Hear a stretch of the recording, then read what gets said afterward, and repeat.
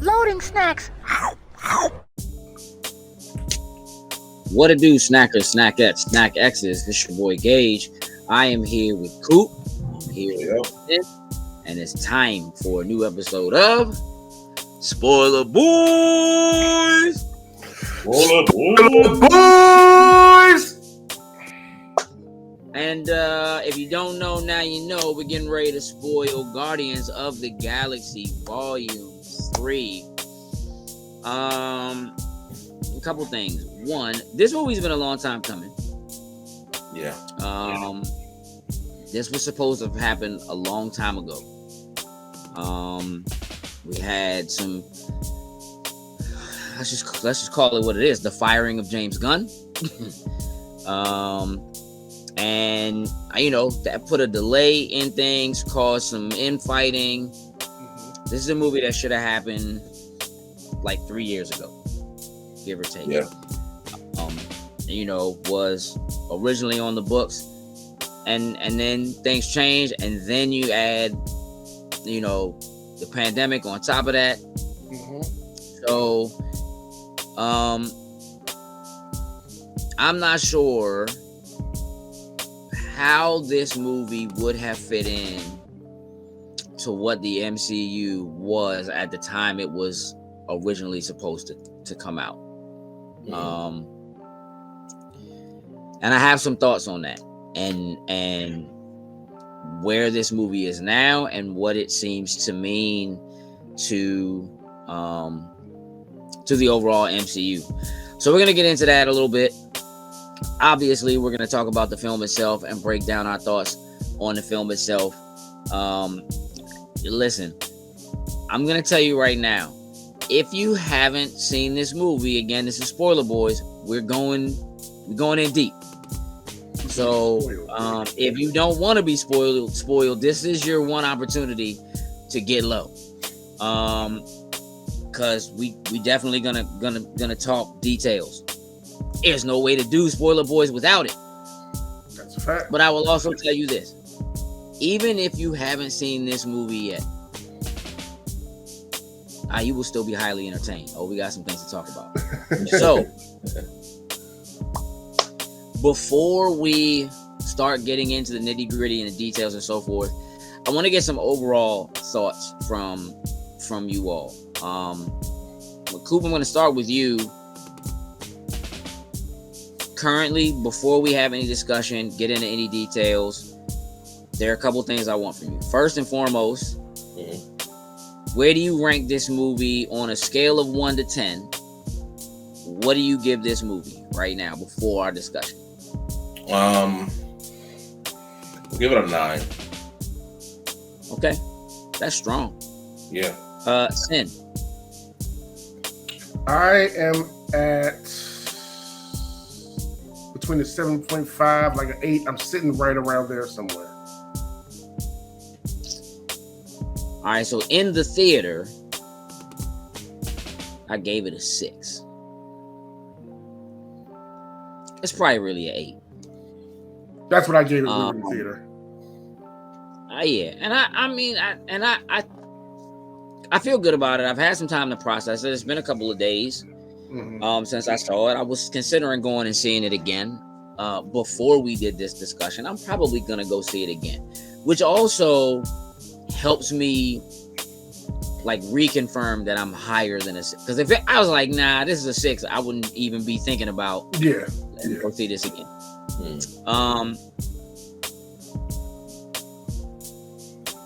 Coop, where do you feel like this movie falls in comparison to the other 2 Guardians movies?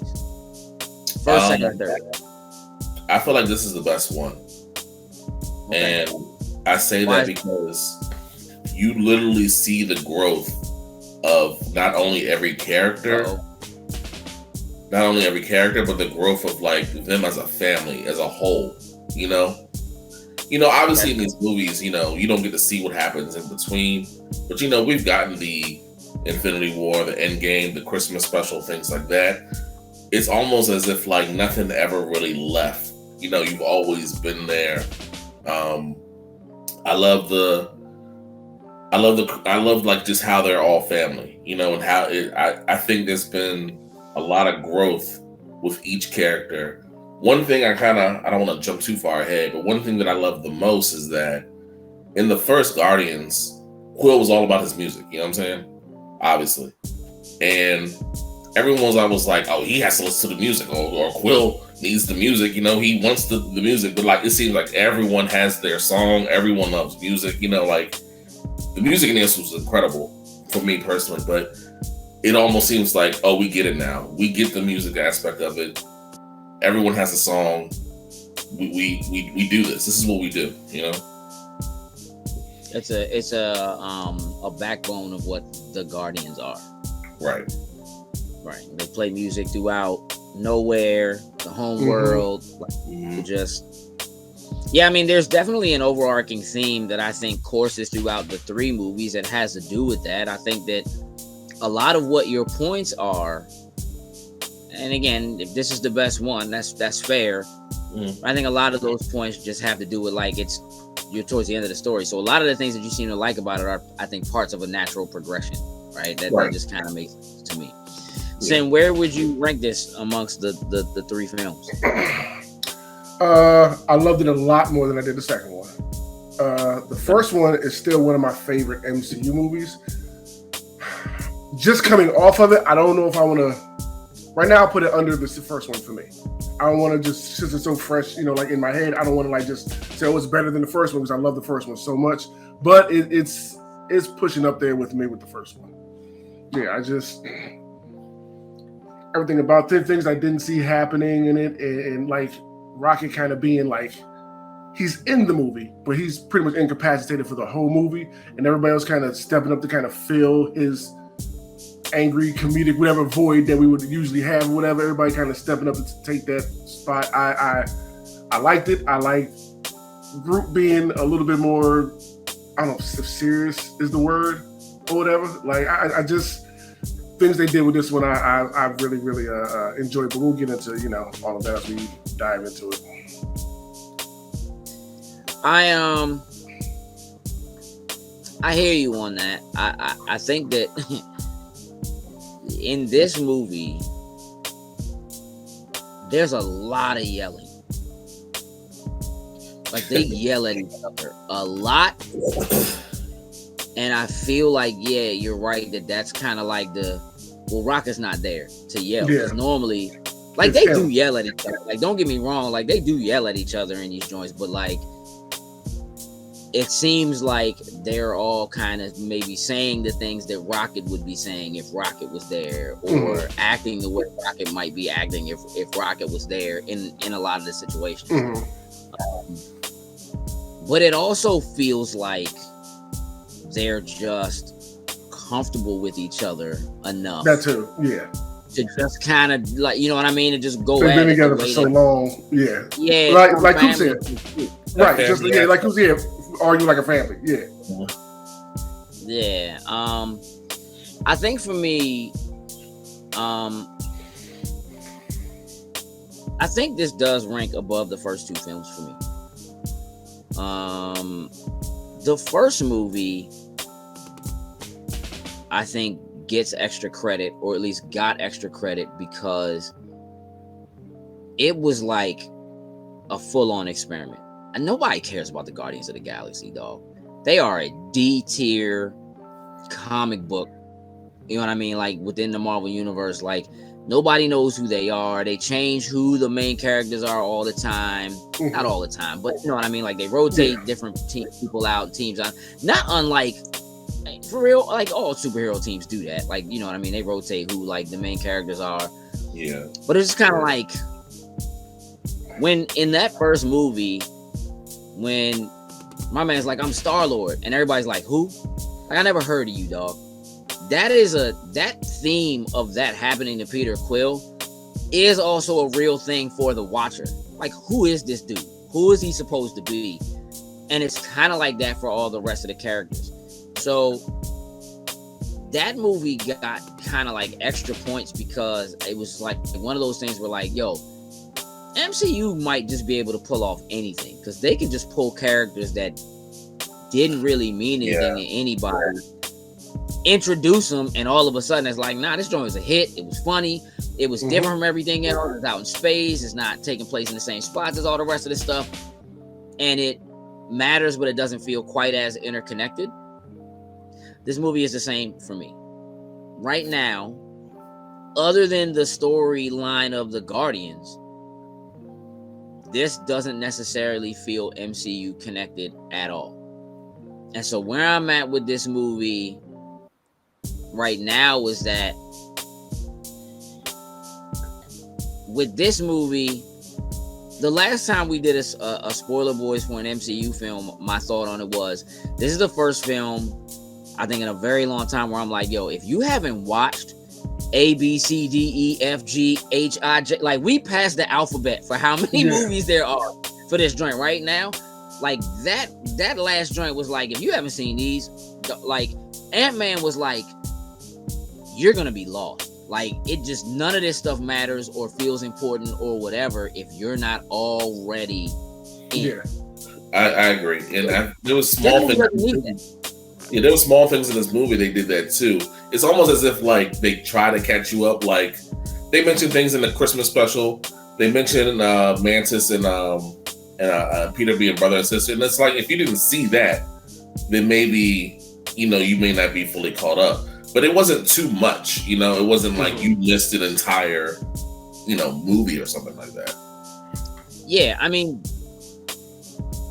again, there's that Mass Effect elevator scene where Peter's just talking and going through the whole, like, this is what happened, so my girl, blah, blah, blah, whatever. And then, you know what I mean? Nebula's just like, yeah, I mean, he left out some key parts, but like that pretty much sums it up. Yeah. But I feel like this movie is kind of like, you could come into the MCU on this film. Like, you could just, if you could have not seen any of the rest of the films and come in and watch this, and like, yeah, if you saw the holiday special or if you saw the first two Guardians, like, you're good. If you've only seen the first two Guardians and you see this, I feel like you're good. Like, I feel like this movie is not less enjoyable because, and this is actually one of my issues with this movie, even though it's actually a good point for this movie, is I don't see how this movie is connected to the greater MCU in any way, shape, or form. Like, at all. This is the first joint in a long time that hasn't been like a direct follow-up to the last thing that happened, and like everything else has been like, oh snap. Like, if you watch the Miss Marvel show, it's like, oh snap, Skrulls and oh yeah, and such happened in WandaVision. Oh, and then, oh yeah, and then like all of those things that feel interconnected, that like make little pieces of it feel like they might be more important, or like, yo, if you missed this, now you need to go back and watch blah blah blah. Yeah, that doesn't exist. Like, this joint just kind of like a standalone one-off that is, again, is helpful if you have some idea of who the characters are, but you could just be like, hey, you know what, that Guardians joint seems to be doing well. I haven't seen any of them. Let me just go check it out. And you might not, because it's Volume 3, but you could. And to your point, Gage, like when you said that, Guardians was kind of, just like a D-list, type of situation at first. The first Guardians was the first time we really, really saw Thanos. And we kind of knew Thanos was coming, huh? Yeah. Yeah, and like we kind of knew he was coming and everything, but it's like, okay, this is connected to what we know is coming. So it was easier to follow and everything for that sense, for the introduction. But I think at this point in time, it's like, they want you to feel as if you're part of the Guardians family, and we don't really we do have our own story, even though we are connected with everything. So let's just tell our story, Yeah, I mean, look, the fact that what they do / what they're doing takes place so far away from, like, they don't care about the Avengers. It's like they don't really know them.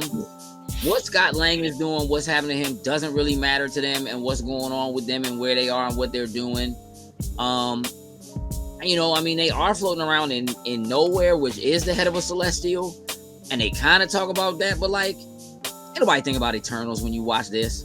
Yeah. You know what I mean? Like, you don't have that, you know, so to speak. So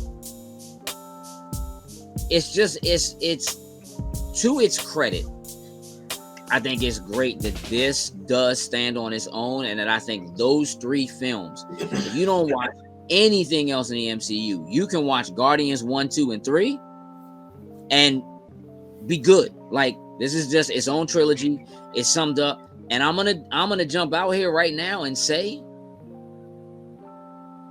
this might be the best trilogy in the MCU. Like, period. I can agree with that. Iron Man 1, 2, and 3, like 2 is iffy, 3 is shaky, but they're great in the overall scheme, right? When you kind of put it all together with all the other things that are happening. Thor 1, 2, and 3, like, you already know. Like, Thor the Dark World, in hindsight, is like, comes back, and it's like, it is actually pretty good if you go back and you watch it now, because there's so many things in it that they made important later on. People are iffy on Ragnarok because it felt so different from the other movies in terms of the comedy and the direction they went or whatever. The fourth Thor, again, like, that joint is a quadrilogy, so it's kind of like, you know, Captain America 1, 2, and 3. Listen, first Captain America is a great movie. The second Captain America movie, like, Winter Soldier, is one of the best movies. Yeah, that's one of the best movies ever made. Yeah. Civil War, great movie. However, so much of those movies, if you just watch Captain America, The First Avenger, Winter Soldier, and Civil War, there's so much context in that can't exist if you haven't watched other pieces. I see what you're saying. If you're not into the MCU, like, you haven't seen. Yeah. When we talk about how great those movies are, so much of what makes those Captain America movies great, aside from the first one, technically, has so much to do with other characters that are introduced that have something to do with the rest of them. And really, if you take Civil War especially, like, we've talked plenty of times about how Civil War is a masterpiece in terms of bringing all these additional characters in, introducing Black Panther and introducing Spider-Man, and it's still feeling like it's a Captain America movie, but everybody gets even/equal screen time, blah, blah, blah. But so much of that movie is wrapped up in the Sokovia Accords. What happens to Wakanda, and this beef between Iron Man and Captain America, that, like, if you haven't watched the Iron Man movies and you haven't seen the other films that are in between those, and if you didn't watch Avengers, then Captain America Civil War holds way less meaning, even though it's a great film for what it had to do in terms of connecting everything and being one movie. But you could have called that the second Avengers film, you know what I'm saying, or what? Like, you could, I mean, you know what I mean, like, third Avengers film. Yeah, you could have called that if you really wanted to. So I don't think that it stands as strong. I think Guardians 1, 2, and 3, I think it's the best trilogy in the MCU. Yeah, it's the only trilogy you can watch all 3 movies and still get a understanding of what's going on. Like you said, if you watch Civil War 1, 2, and 3, you'll be like, oh, I missed some shit, you know? Yeah. For sure. For sure. And I feel the same way about Ant-Man. Like, all 3 Ant-Man, they're good movies. They're cool, but especially by the time you get to this third one, with Kang and all that, right? Like, if you haven't seen Loki, you have to go back and watch all that stuff for the next one to make sense. Yeah, exactly. So I do think that's a very strong point for this movie and for Guardians as a trilogy within the MCU. I think it does speak highly to some of the freedom. You know, look, I think James Gunn lucked out with this one. Here's the thing. I don't think James Gunn is, like, I know that there are people who just, like, love everything James Gunn does. I think James Gunn is decent. I think his comedic timing, as far as some of what he does is good. I don't always like the music placement that he does in his films, which is a staple for his films. In these movies, it makes perfect sense. It doesn't always make perfect sense in the work that he does. So I don't see him as this like high level director, blah blah blah. Like, he's I agree with you, because not to get off track, but like when the Peacemaker came out, I was like, all right, the music thing, okay, I get it, but it doesn't. This isn't Guardians. Yeah, it didn't fit. Yeah, it felt like it was forced. Right. But he does that in all of his stuff, and Suicide Squad. Yep. So he does that with the music thing and all his stuff. This is the only context in which it absolutely makes sense, because all of what Star-Lord does is based on that. Like you talked about, everybody now is kind of feeling this music thing, blah, blah, blah. Like even the High Evolutionary being like, I went and visited your planet, and he talks about the music, the culture, the blah, blah, blah. Like that's part of what it is. So like I have a lot of respect for that. Outside of that, it doesn't work. What I do think is that James Gunn had the high fortune of being the person who got put in the position of doing the movie that takes place the furthest away and has the least amount to do with everything else that has to be tied in to what's happening with the rest of the MCU. Like, I just feel like that gave him a bit of a pass because he didn't really have to deal with it. And I have heard people talk about how, like, what happened to Gamora when she got killed was like, he had no idea that was going to happen. What do I do now? I mean, going forward, whatever. And luckily, somebody else fixed that for him. What Guardians 3 could have been or would have been, if it had been earlier on and had the need to be tied in more tightly to what else was going on, I don't know. I did read somewhere he said James Gunn didn't agree with how, Infinity War happened with the Guardians in particular. Yeah. Right. But again, just like with Marvel Comics, you don't have control over that. You know what I mean? And again, that's part of what I'm saying is that there's a part of me that actually feels like the firing of James Gunn and therefore the movement of Guardians Volume 3 re-gave him again that freedom to be able to create without really having to worry about what else is going on in the MCU, because they're so far away from everything else, and what they're doing, at least right now, doesn't seem like it has anything to do with whatever else is happening. Right. And so it can kind of stand on its own. And I think that has helped him. That's how I feel about it. Good movies though. Let's talk about some details. What I don't want to do is I don't want to drag us through this entire film from beginning to end. That's not where I want to be. I kind of want to talk about beginning, middle, and end. Right? So we can talk about how the movie opens. Incredible to me, honestly, because it's just that's one of my favorite songs. Oh, okay. What, Creep? Yeah. What's that? There used to be a rock band staple we used to hit. You know what I'm saying? Like Radiohead, classic joint. All right, let's talk about the head fake, because again, look, we open with obviously Rocket. Yeah. In a cage as a baby with a bunch of other baby raccoons. And the High Evolutionary, reaching in to grab him and pull him from this pile. And you kind of see these experiments beginning to take place. They zoom in on him, and when they kind of come out from being zoomed in on his baby face and him strapped in, you get, that change in his look and see the older version of him. Creep starts to play, and you kind of see him looking like really sad, kind of, and sort of bored. On nowhere, kind of walking through, but just kind of singing along, playing music. Everybody's there. Beautiful acoustic version of Creep, by radio. I thought that was cool. Like kind of like what Coop said about the music earlier, like seeing how everybody's involved with it. Like, oh, this is Rocket walking around listening to music. Like, okay, that's kind of cool. Like, all right. Exactly.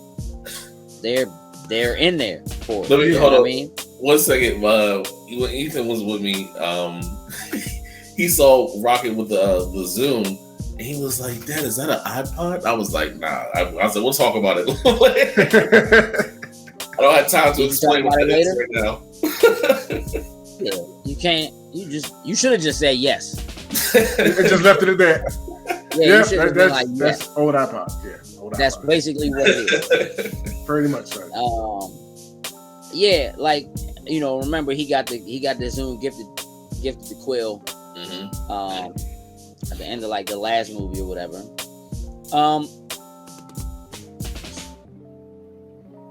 We see that Rocket walks in and Peter is doing what Peter was doing in the Guardian special, like just wallowing in his sorrows, getting drunk, still sad about Gamora, lost, which I think is a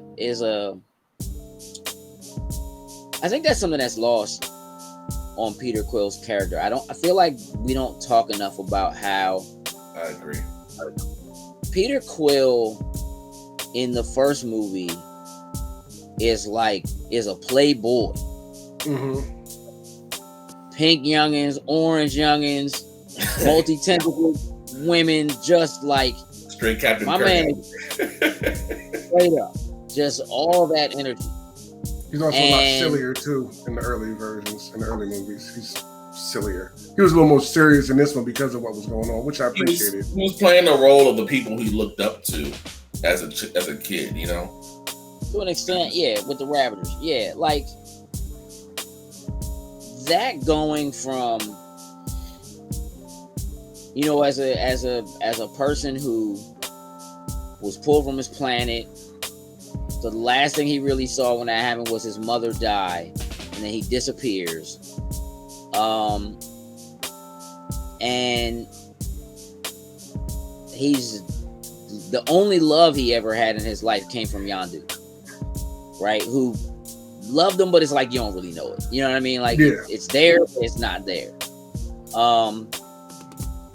And so he's bouncing, woman to woman, blah blah blah, like never really achieving that. And then he meets Gamora, and whether she scared him into it, like, all right, we might rock out right now, hey dog, but if you ever sway left or right, I'll kill you. You know what I mean? Like, you go from a person who is just bouncing from woman to woman to a person who ruined the fight against Thanos over her. I love how he mentioned that too. Yeah. I appreciate that, actually. We were all thinking it. Yeah. There's a lot of people I feel like still mad at him. Yeah, you're right. You could throw shade at Thor for not going for the head all you want, but had my man Peter stuck to the Iron Man plan, we would still have Iron Man. Peter, it would have been no need for Endgame. He said, "I lost my temper. We lost half the world because of me." Yeah, straight up. Half the universe. As much as I like you, Star-Lord, you blew it. You certainly blew it. Yeah, so this is a Peter who is lovesick and is missing this person that he finally found that filled that void for him and then had it taken away. So I think, we don't really consider or talk about the tragedy of Peter Quill, right? Mm-hmm. The loss of his father, or not knowing who his father is, the loss of his mother, immediately getting kidnapped, taken to space, forced to basically be a pirate, right? And then finally finding a group of people that aren't pirates but allow him to do some good, and they're in danger, so we got to fight for them. Now he finds this woman, and now she's taken from him, and he's sick then, and then he gets her back, and she don't even know your name, like she don't know who you are, bro. Yeah, that was pretty deep. There's a tragedy in there, right? That is his story, is his character arc. That I just don't think we really give enough credit to. But we get that scene with Nebula carrying him and everybody around him, that in the trailer everybody was like, oh no, Carlo's gonna die. Like, no, he's just drunk off his ass. That's it. Exactly. And apparently this is regular. You know what I mean? And so and like the fact that Nebula was the one carrying him, I like how their relationship had grown through all this time from where she started to now. I really like their relationship. Definitely. And just like you said, it's just like little things. There's little things in the movie that like pinpoint that, but it's not really super talked about. Because it's like, their relationship definitely got closer, Nebula and Peter. But there's just small things in the movie where it's just like, all right, this is a serious situation for him. But they just don't touch on it, I guess, as much as they should have. Well, when you think about it, right, the Guardians as a whole, this group of misfits are all people who come from tragic family backgrounds, right? So all of what happened to Peter, his mother and his father being this egomaniac, the fact that he does actually have a sister in Mantis, because not unlike his own, like in a way, Peter was just like his father. Like he was bouncing from woman to woman, blah, blah, blah. Like his father was doing the same thing, right? And so Mantis is actually his half sister. And that was supposed to be a scene that they cut from Guardians 2. So they kind of gave you that information in the holiday special, the Christmas special, to fill that in. But like Mantis basically raised to simply like he sleeps with her mother, she's born, and then basically it's just a servant to him, and he's using her to find other people and whatever. She doesn't know anyone, has no family. Technically this person who is her father shouldn't even technically know was her father. She has no family. She finds the Guardians. Gamora and Nebula, sisters, but not really sisters, but Thanos, right? And all of this happened going on with that trauma from her family. What'd you say, Sin? No, I was saying Thanos just equals trauma, like for them and all the BS he put them through, like everything he did to Nebula, like just pretty much ripped her apart back and forth, and like literally, like literally ripped her apart, back and forth. Drax, again due to Thanos, like loses his wife and his kids, and so he's on this trajectory of, like, who is Drax? Like, once Thanos is gone and he didn't get the satisfaction of being the person to kill him, he didn't get to land the killing blow or do any of that. So like, now who is Drax? What does he do? This movie answers that. I think that there's a lot of that, right? And so that tragedy of, again, even with Rocket, like, we didn't know Rocket's backstory until now, technically, of him we having knew it wasn't good. Yeah, he would get drunk. He would get drunk in the previous movies and start ranting about things that happened to him, but not in detail. Yeah, right. So maybe other than the original Groot, who again died in the first movie, like, Groot may have been the only one who actually knew Rocket's backstory. You know what I'm saying? In some way, and you never get that, right? And so it's just this, son of Groot is raised by the family, right? He's not, I looked at Rocket as like a father figure for him in Volume 2. But in this, it's like he got all the aunties and the uncles and everybody they're raising him as a family. If you look at how he grows as a teenager in Volume 2, they're all kind of yelling at him and correcting his, when he says you're not supposed to do, you know what I mean? I'm gonna take that away from you. It's not, whatever, that kind of thing. So, I really think that opening scene just kind of helps to put all of that in perspective, right? Of like where they've been and where they've come from. And the only thing that's really bad / sad about that is that Gamora's not there when that happens, which is part of the point, I think. I will say. Rocket is. Oh, sorry.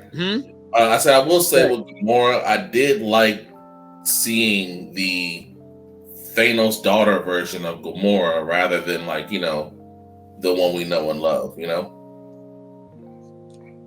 Actually, was beforehand. Yeah, before she met up with the Guardians and everything, yeah. Her not being able to understand Groot and getting frustrated was hilarious. Yeah. Until the end. Yeah, what she finally did, I will get to.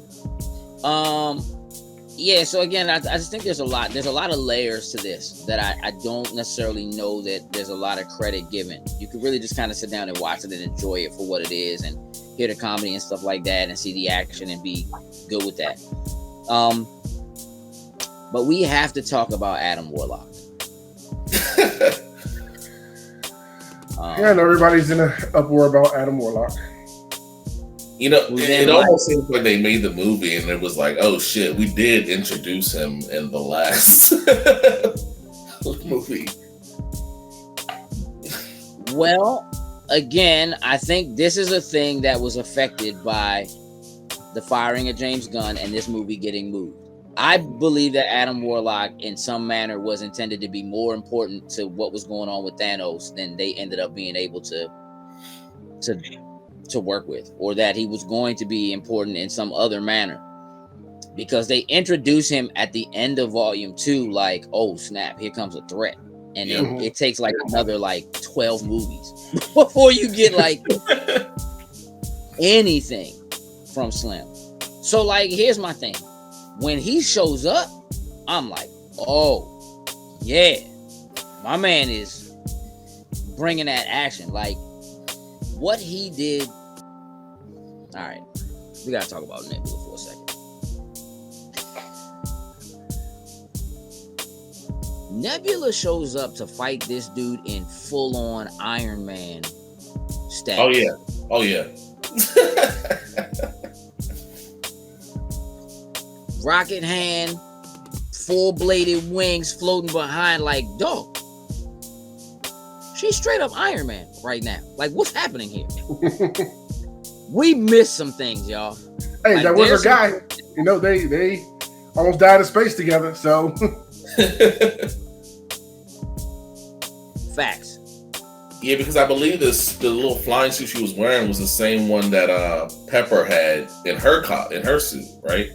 Well, it's very similar. So yeah, very similar. There is a part of me that I think is that it's like her and Tony Stark are stuck floating in space together. It's just the two of them for however long that was, and he's looking at her and probably making modifications or doing things and being like, "Hey, you can do A, B, and C." Now, we also know that this like nanotech arm that she has now, Rocket made for her. Which apparently is a gift that he's given to her since Christmas, because somehow Rocket was gifted the Winter Soldier's vibranium arm. Yeah. By her. How did she get this, John? Where did she get it from? But that's like, again, let's talk for a second about the relationship between Rocket and Nebula. Because after the snap, every other one of the Guardians gets dusted. It's only the two of them. It's Nebula and Rocket for 5 years. It's just them, which is kind of crazy. And so the relationship between the two of them, when you think about that moment in the holiday special where she gives him this arm, she knows that's the thing. She wasn't there when that happened. They talked about this. Yeah, they had to have a conversation, yeah. And she's like, I know what she literally gave him the perfect gift. This is a thing that like Groot would have never given him, that like Peter would have never given him. The amount of time that the two of them spent together in the absence of the rest of the team is something we never got to see, but clearly it's there, and he's looking out for her, and he probably picked up a lot of stuff from the Stark Tech that he has seen, which I think until you see Rocket in action in this movie, in terms of seeing how smart he is in terms of making things and building things or whatever, like you've seen especially when he's in that cage and he makes a little lockpick, he just starts picking up scraps from off the ground, and just put it all together. I was like, okay, Rocket, get it. Like, my man been like a little thief, which is what raccoons do, right? They thieves, they got the little mask or whatever. You see that moment where he's in the room with the High Evolutionary, my man's like, come on. And he just like, boy, let me get this real quick. And just snatches his little joint off the table. We don't know what he's taking. But like, Nebula shows up in full force. And I'm like, she was already a threat. But she lost to Gamora. Now I feel like she'd beat the brakes off Gamora. Like, nobody. You know, like, Nebula can do some things in this movie that are like, hey, dog, what? How? Where? Yeah, that arm is ridiculous. Like, it don't mean much of nothing to Adam Warlock. And my man, he's putting the Guardians down. Hey, bro. He showed up as a wholehearted threat. And I'm like, yes, they're never going to be able to beat this dude. There's no way. So they're going to have to turn him good. They're going to have to do something to flip his script and make him good or whatever. And he turns out to be a total doofus. The part that killed me is when you made the captain with the pen, and he was like, all right, this is my time to take out this Adam. And that pen hit Adam. He was like, who threw this pen at me? Oh, you talking about the arrow? Yeah, the arrow. He definitely said a pen. I'm like, he dug back behind that container so fast. Like, let me not move, let me not breathe. I ain't got nothing to say. I have a question for both of y'all though. The way Adam Warlock came out, I know that wasn't like, what most people expected. Would you say that's the same feeling of Iron Man 3 with damn, I just had a character in my head. With the 10 rings. Mandarin, yes. Would you say that's kind of like the same type of disappointment or No. Well, for me, I have no information on Adam Warlock. I know he's a big deal. I know he's a threat. I was reading X-Men when I was reading comic books, so I know nothing of him. So even though I'm watching this movie and I know everything I'm seeing is completely wrong, I just go enjoy it for what it is because I know nothing about who he is or what he's capable of. So it ended up not really bothering me, in the run of this movie. Yeah, I mean, look, Adam Warlock in this movie is a complete disappointment. However, it kind of is one of those things where it's like you have to address the fact that you made this an Easter egg, that you made this like an after credits scene and made it like a big deal. And here's the pass that I will give. As disappointed as I am with what Adam Warlock ended up being,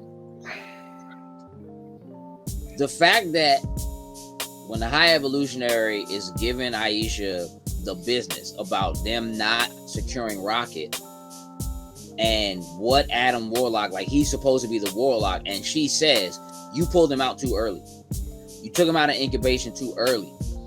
This is not, they were trying to do what the High Evolutionary does in seconds. Like that whole thing that Rocket does where Rocket's like, when they talk to Rocket, he's like, we can evolve something over millions of years in under a minute, right? Yeah. That's what they're trying to do to Adam Warlock. They're trying to make this perfect being, but they don't have the ability to do it in the split seconds that the High Evolutionary can. And so her saying you pulled him out too early, you yanked him out of the cocoon too soon, is an explanation for why Adam Warlock doesn't actually fulfill what those of us who know him from the comic books, why he's not that. Like, why he's still such like a child, and you know what I mean, really doesn't know things. He's kind of like a Lion-O or a Shazam in that aspect. Like, he's in a man's body, he has all this power, but he's still a child, like in his head. And so that's the one pass that I'll give them, is that, like, as disappointing as Adam Warlock was for me, one, I'd have been real hot if this movie came by and there was no Adam Warlock and they gave us that Easter egg at the end of the last, and I'd be like, well, that's just, here we go with witness protection again. And the fact that they do give some level of explanation that it's just like, yeah, nah, he's not what he's supposed to be because you jumped the gun, which is an overarching theme of the mistakes that the High Evolutionary makes. Like, he sees himself as so godlike or so above everyone else that the mistakes that he makes, he doesn't see, and he has become obsessive to his own detriment. It has backfired on him numerous times, and he doesn't even see it. So, disappointed with Adam Warlock. I'm over it. When Nebula shows up and makes a hot flaming sword, though, like, I don't know who is this Nebula? She a badass. She shanked Adam Warlock through his back with a hot flaming sword that she made out of her arm. I'm talking about, like, straight up, like Optimus Prime style, like just switching weapon hands. And my man was just like, that hurt. Like, that hurt. I don't know if that meant that, like, he was impervious to other things or, like, you know, whatever, and something about what she did is something special that could actually harm him, or, you know, whatever. Like, I don't know, but he was told he was indestructible or like something like that, and or can't feel anything. Also, I just want to say that he was sent there to capture Rocket. 89P13. And he shot Rocket in the chest. He was going to fail either regardless way. Yeah. That's not how you kidnap somebody, bro. He was coming back. Rocket would have been dead, brain's probably useless. Like,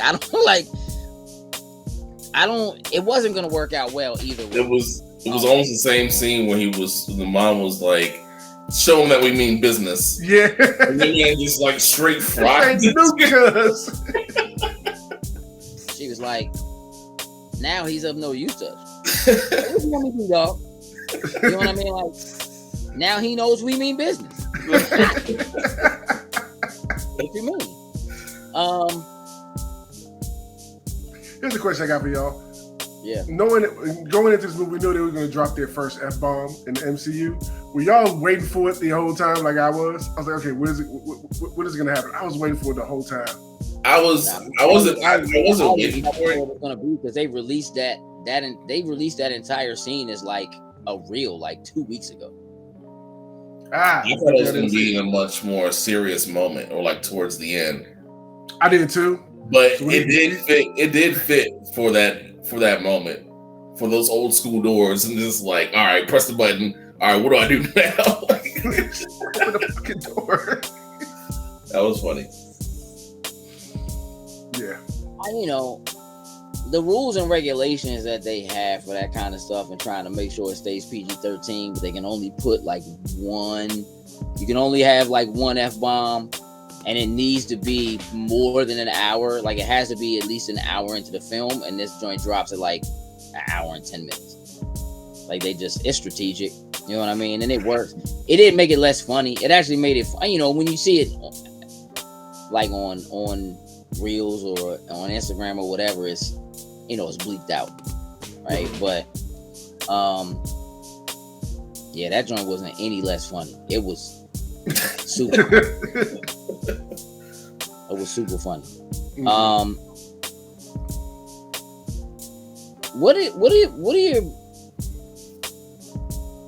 What are some of the moments that stand out to you all? Like, do you have a favorite moment from this movie, Sin? Outside of the hallway action sequence, a lot of these comedic moments were hilarious, but the one with Nathan Fillion and the dumb dude, it was. Yeah, I got a guy like that too. He stares at him for like a good 15 seconds and doesn't say nothing. You just see the disgust on his face.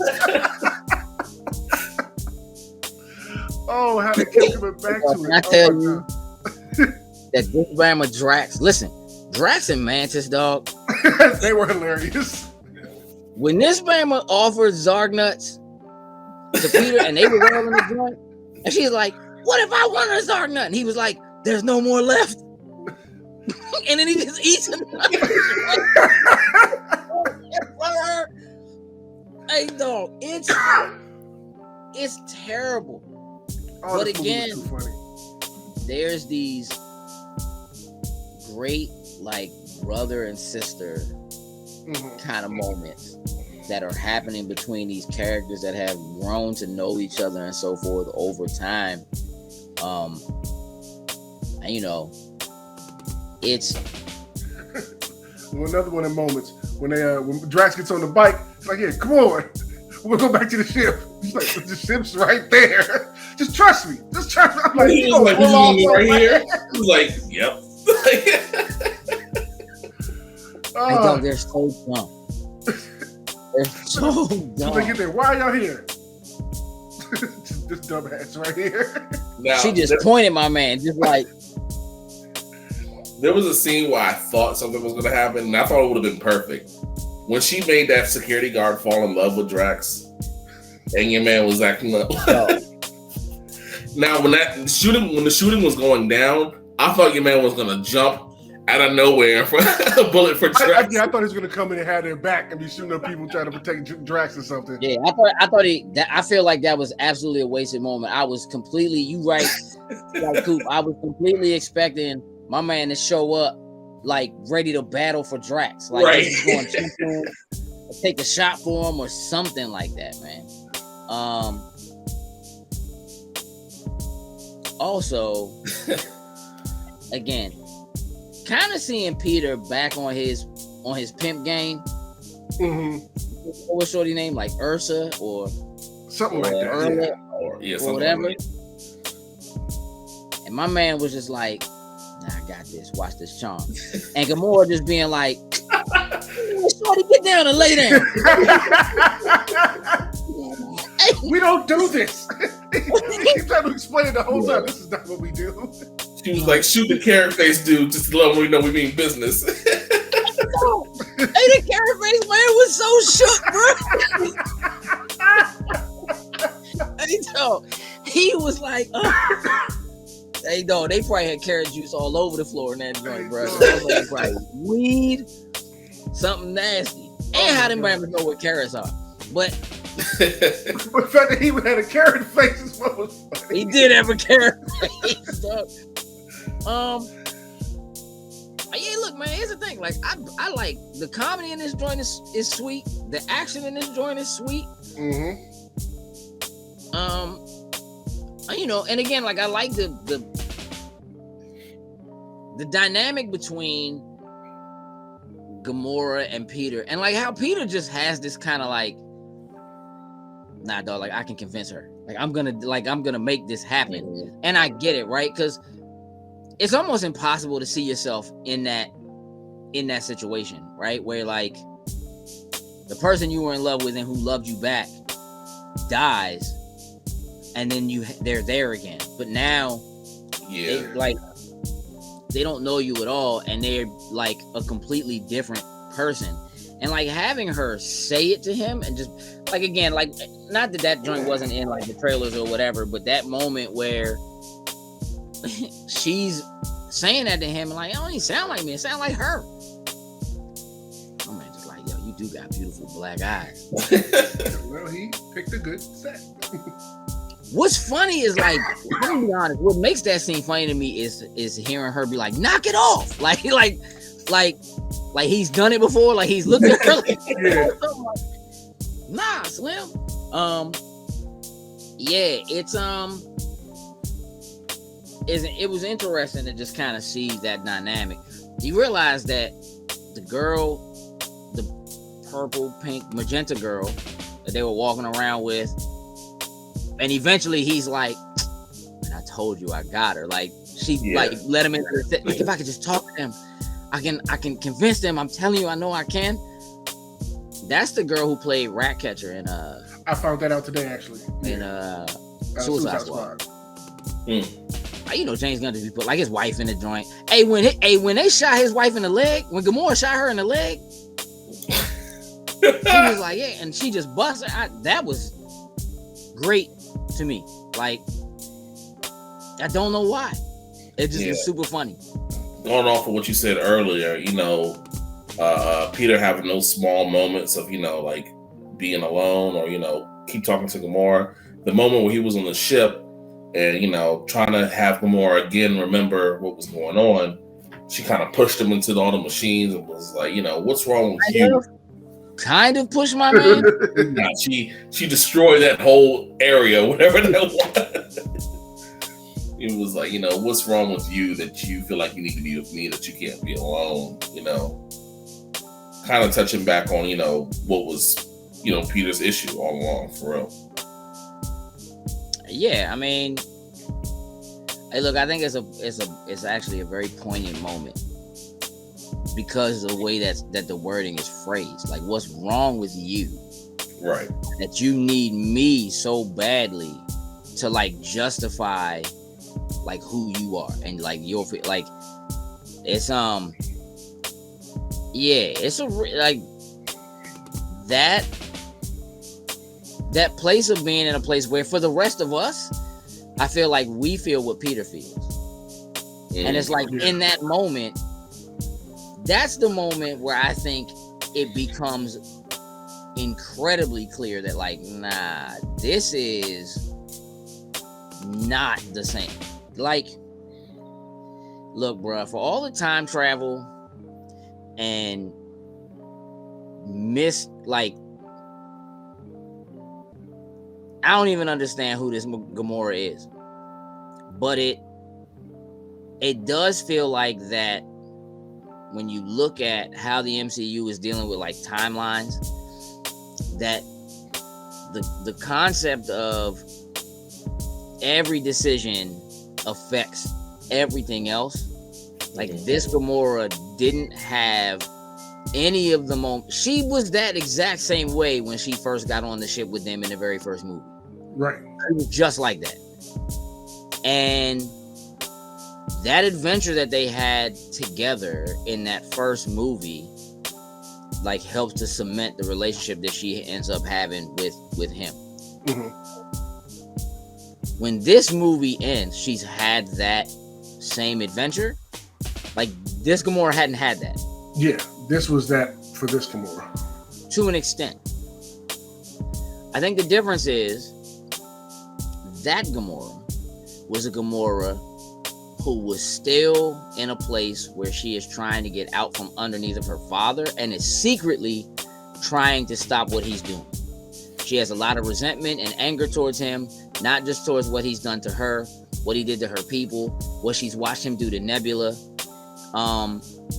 And she did the dirty work that he wanted her to do. So she is this cold-blooded, straight-up trained killer.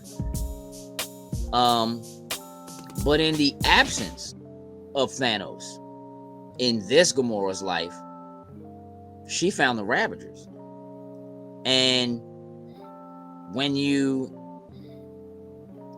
see her at the end of this movie, like there's that moment like where they're kind of standing back to back to each other and she's kind of smiling and he's kind of smiling and she makes that comment to him about like, I bet y'all were great. You know what I mean? Yeah. Together. You know what I mean? He's kind of like, I think I bet y'all were fun together. Yeah. And he's like, you have no idea. You know what I mean? Like, yeah. But then as everybody kind of goes off in their separate directions, you see her with the Ravagers.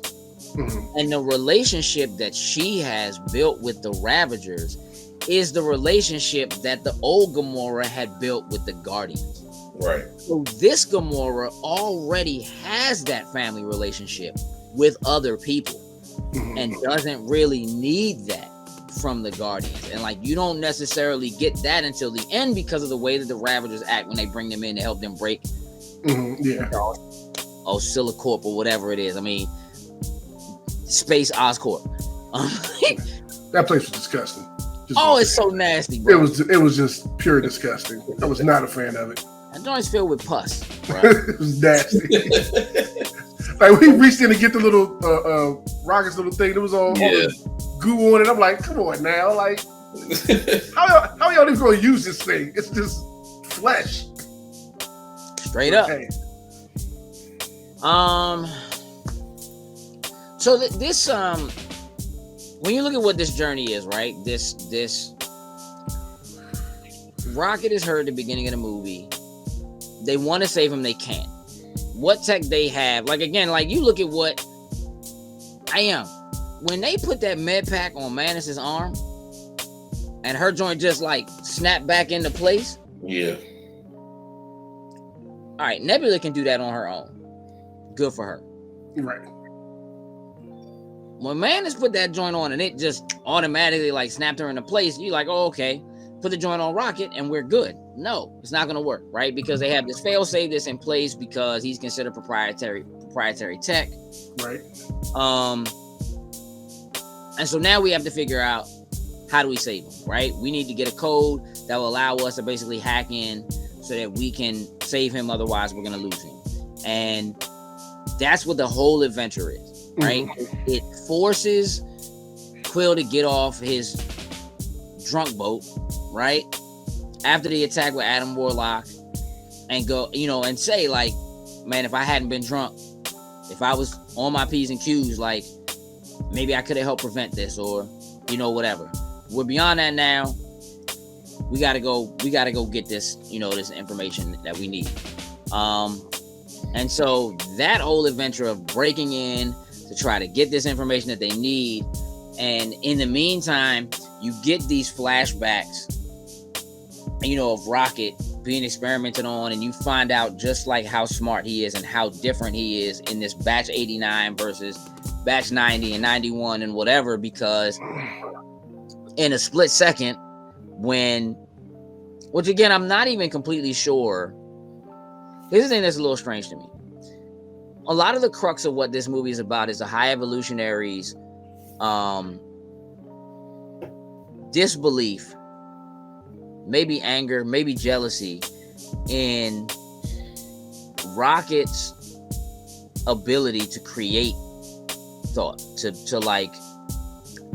do things based on the need to create and not just do things based on like rote memorization, which is what every other creature he's ever been able to get to do anything. That's what they come from. So it made me wonder, like, okay, well, why did you go and get him and bring him into the chamber and show him where you were going wrong with the Teenage Mutant Ninja Turtle anyway? Don't act like you weren't thinking it. First thing I said when I saw it, that's Slash. Straight up.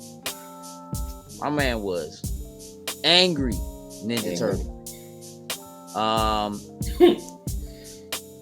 And Rock was just like, oh yeah, with a filter on your isotropic bloxy-blutoglops. Oh, this is way off, bro.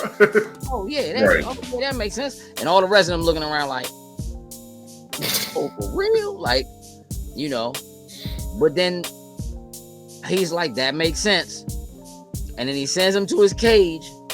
And then the anger kicks in when he's like, when he goes in that joint and he's like, how did you do that? How do you know that? How come you figured that out, right? And his anger is coming from the fact that it's not just that he couldn't do it, but that what he's trying to do is create life that can do what Rocket does. His anger comes from the fact that what Rocket did isn't something that he built him to do. It isn't Doesn't have anything to do with his cybernetic implants. It doesn't have anything to do with the DNA changes they made to him. It is something that is innate to Rocket, that is different about Rocket compared to everyone and everything else. And his anger is, you can do this, but I didn't make it so you can do this. So how come you can do this? Because I can't. I don't know how that happened. And that's what I'm trying to get. And I think the anger is, you have it, but I didn't give it to you. You know what I'm saying? And I need to now be able to duplicate that, because I haven't been able to duplicate that.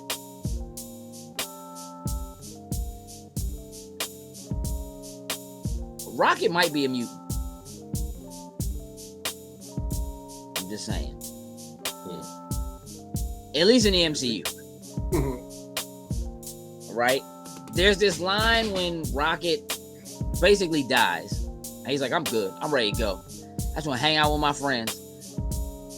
And she's like, nah. Lila's like, nah, it's not your time yet. And then she says something like, there's the hands that guide you, and then there's the hands that guide the hands. Right? Or something like that. Yeah, something like that. And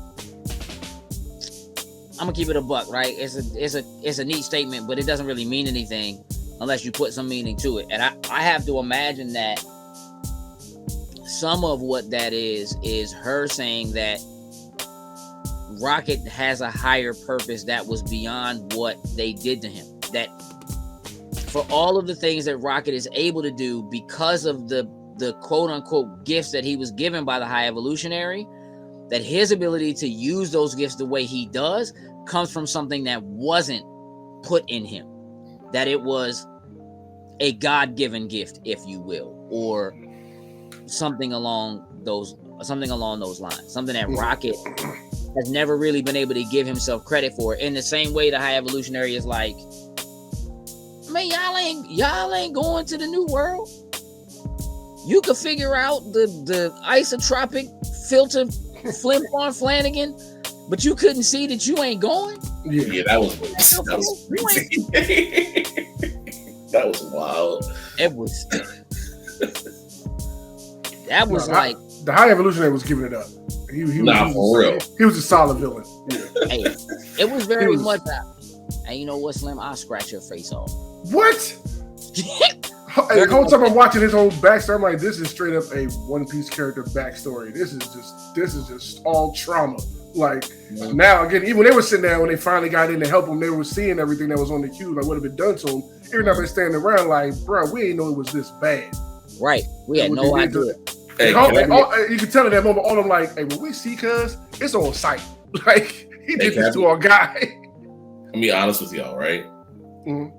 I almost thought, like, all right, Rocket's going to get them out of there. But that walrus is not making it. I knew all of them was going to die. I'd be like, maybe one. I know they don't have to, because it's like, where are any of them if they... Yeah. Right. But I was like, if anyone doesn't make it, it's that walrus. The way everything is going, though, like... My man, Toofs? Nah. Teefs. It's floor.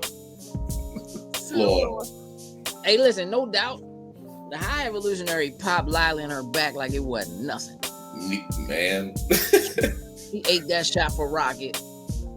And my man was like, nah. Like, it changed his whole trajectory. Like, once my man knew we wasn't going, this is the thing.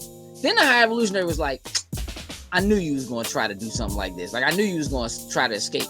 Hey, dog, but if you knew that, why you send my man back to that cage? Back to the cage. My man said...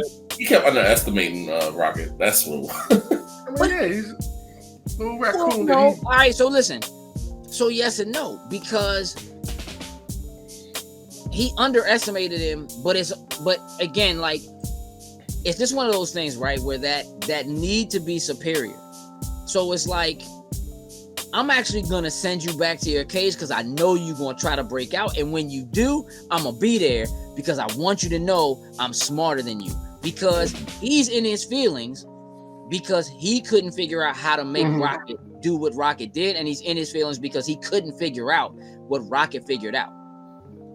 So to me, it's one of those like, I'm gonna send him back there because he told him like right in front, like, go ahead, torch them. Like they can't do nothing because you know who I am. I'm the high and this is a high evolutionary pre-gravity powers. Like Slim has the same powers that his Kang, and we have to talk about that. Yeah, we have to talk about that. I don't know if the high evolutionary is some sort of variant of Kang or something. Clearly, my man's been around for a long time. My man said he had audio record when Rocket was little. These audio recordings are over 5,000 years old. From where? Where did you get those? Yeah.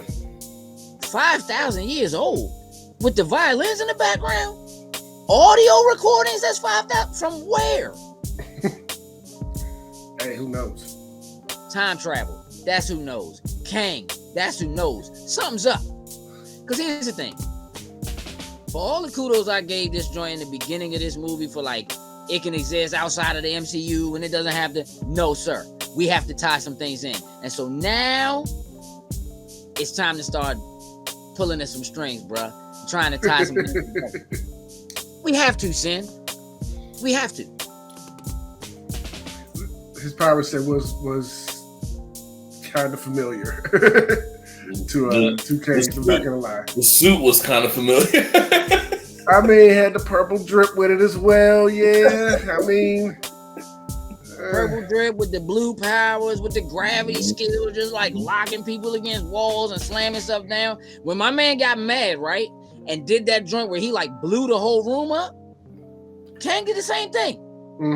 Am I tripping? Kang did the same thing. No, you're right. My cousin gave me a suit. I don't know how he did that joint and didn't dislodge his face mask when he did that joint. There was so much air. My man cousin Kang in all the suits. My cousin he wasn't counting on Rocket to fight back. Hey, dog. Rocket whooped his butt. My man Rocket ripped his face off, dog. Straight up. He seems in the future versions or the current time versions of him versus when Rocket was little, he seems a lot more robotic / cybernetic. Yeah. And it does make me wonder whether or not somehow, some way, somewhere there is something tied into that. Keep in mind that Kang has destroyed entire civilizations across all kinds of timelines or whatever, and this is a man who has created civilizations all over in the present timeline. It's, there has to be some kind of a tie. I caught that joint. No, I was laughing because I'm thinking about him creating these worlds. I'm thinking he created that fake fake Earth or whatever they call it. Yeah, counter Earth. Yeah. And for some reason, I went right to Drax on the couch, and that's why I started laughing. Man, I went to the drug dealer. Here for the drug dealer in the corner, the little octopus drug dealer, selling to like the cockroach kids or whatever. Yeah, I saw that big ass octopus. I was like, man, you hot out here in these streets. You gotta be. They're just standing there, just walking into again. You know how Peter like. It's not a trap. It's a face-off. Right. It's not a trap. It's a face-off. It's not a trap. If you know it's a trap and you go in, it's a face-off. And Gamora's like, hey, dog, you're dumb. Shut up, bruh. There is something special about Gamora getting left on the Bowie, on their ship, and just like kind of starting to go through their stuff and like going through his backpack, looking at his stuff, and then kind of looking at Rocket and being like, man, you must have done something. You must be real special for them to go through all of this, like just for you, just to save you, and getting like this kind of an understanding of like who they are and what they do and like what they mean to each other, and that she kind of didn't have that, and then you kind of see that she has that with the Ravagers at the end. I think her arc is really interesting as a new version of an old character. That like she just kind of gets dragged into stuff. So like those moments of like, my man Peter had this whole thing plotted out. Him, he hands the guns to Groot, like, you know what to do with this. They go inside, had a standoff. My man was giving his little villain exposition, and my man's like, hey dog, I don't need to hear this. Egomaniac, blah blah blah, who just wants to. What though? All right, so now it's time for a face-off. I need that, like the fact that he was ignoring them, and then Peter was just like, hey, you got the joint that I need and whatever. Yep. And I'm like, oh, now you got time. Now you want to talk to me? Right. Like I was here for every minute of that. Oh yeah, I'm like, let's go, Pete, let's go. Yeah, for real. I was like, hey, he's thugging in this joint. Yeah, just him and Groot. I'm like, let's go, baby. It's just the two of us. We good. You know what I mean? Like, nah, they was ready for that moment. They practiced that. Oh yeah. Like they've done this before. You know what I'm saying? You know what to do with these? Yeah, it's like, okay, yeah. He gave Groot the hammers. All right, let's go. They've done this before. Like, they went in that joint. Hey, listen, Bebop and Rocksteady met them at the front gate. And my man James gonna just be stealing. Hey, but look, Ninja Turtle and Bebop and Rocksteady at the front gate. Like, you can't come in here. Your whole arm is a weapon. All right. We good. Whole time I'm like, ain't nobody gonna scare Groot big ass. Nah, they have no idea. He's the only one of his kind. So, let me just take a moment because you just said that, right? Groot. All right, look, in the holiday special, right, when Swole Groot showed up, and everybody was like, hey, dog. What is happening to Groot? He in the gym, dog. Yeah. I want to tell y'all something. They finally made Groot look like Vin Diesel. Vin Diesel walking around the joint. Groot is Vin Diesel. And he was all about family. You understand what I'm saying? It's all about family. All right. They had that whole plan, right? Guns come out, they busting off. It's looking good. They boom, boom, boom, shooting. All the action's happening. They spinning around. It's great. It's like a little Matrix scene or something, right? Jump out the window. My man tackled Slim through the window. It would have been so great if that window was like super solid and he didn't go through that. But this is the other thing. He's going through this exposition and Peter's like, hey dog, this joint was perfect. You wouldn't have octopus faces selling meth to so-and-so out on the street. Yeah. You know what I'm saying? Or whatever. And my man was just like, you right, blow it all up. Boop. Hey, the high evolutionary gives none. You right. Yeah, we're just erasing it. Start over. All right. Yeah, let's go. Just started blowing it. Like, hold on. Let me just make sure I understand this. You built bombs into the planet? Like, you just... Yeah, that was crazy. Hey, let's just move the joint. We good. And just starts blowing the whole joint up. Now, my man Peter jumps out the window with Slim. And I'm like, what's my man gonna do? I know they got gravity boots. They tried them joints when they was going on a little planet. You saw Rocket walking around upside down with the joints. That's cool.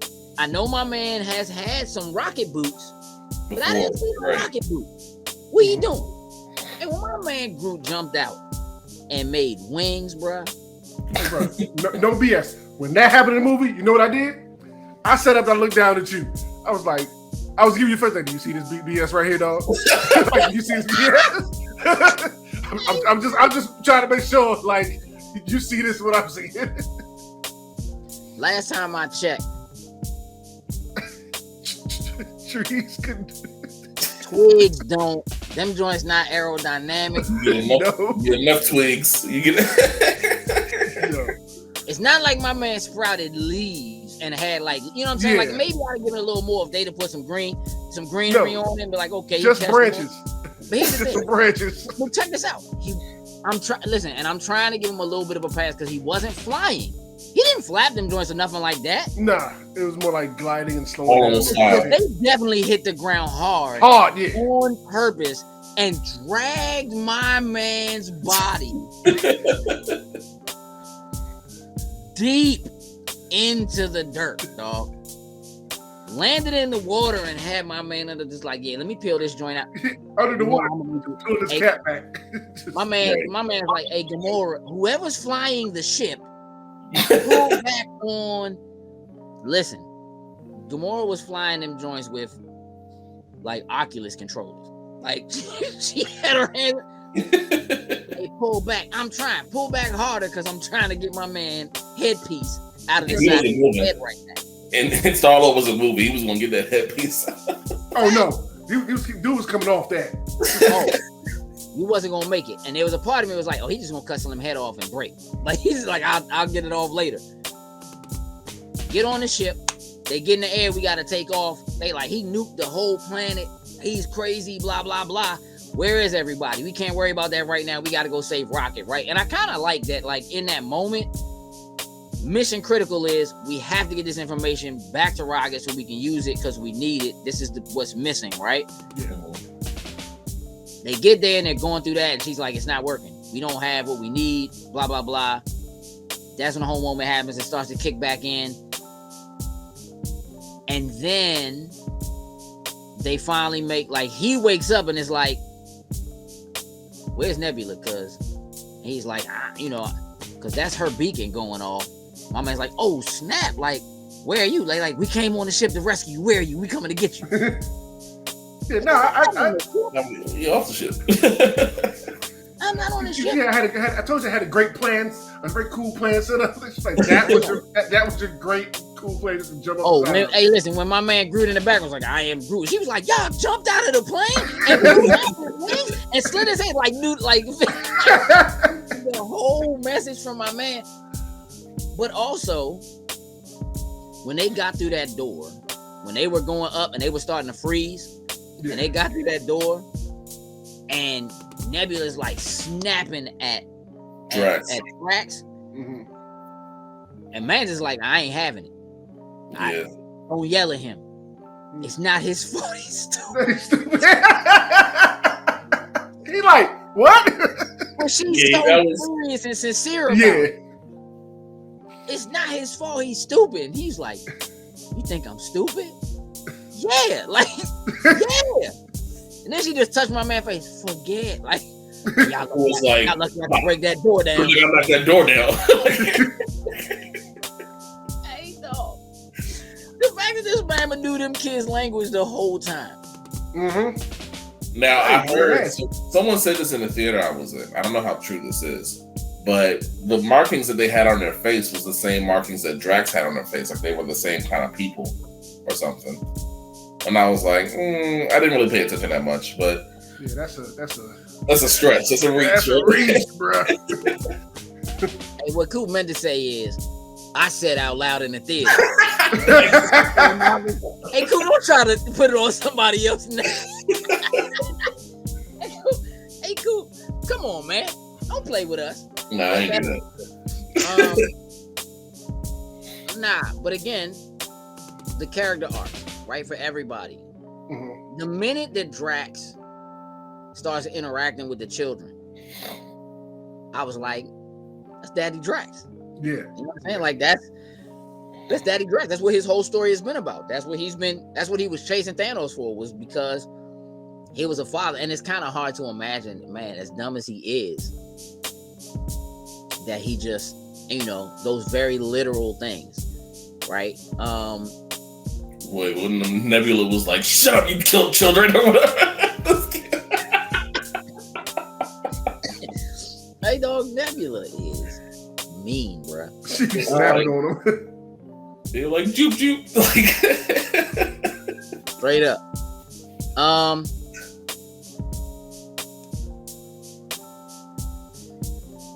right, so we get that little arc. We kind of see that relationship that Drax and Mantis have, right? And we kind of knew was there, right? Like, we kind of saw them together in the holiday special. I needed a little more of that. Like, I really enjoyed them together in the holiday special. I think the two of them are brilliant together. That might be the saddest thing for me about this whole thing is the fact that I know we're never going to get that again. Like, we're just not going to get the two of them together again, being, you know what I'm saying, who they are. But now we got to go back and rescue them. High Evolutionary is like, hey Slim, you have what I want. I have what you want. Show up. Here's the coordinates. This is where we at. Let's do this. Peanut ain't tripping. Let's go. It's another trap. It's not a trap. It's a face-off.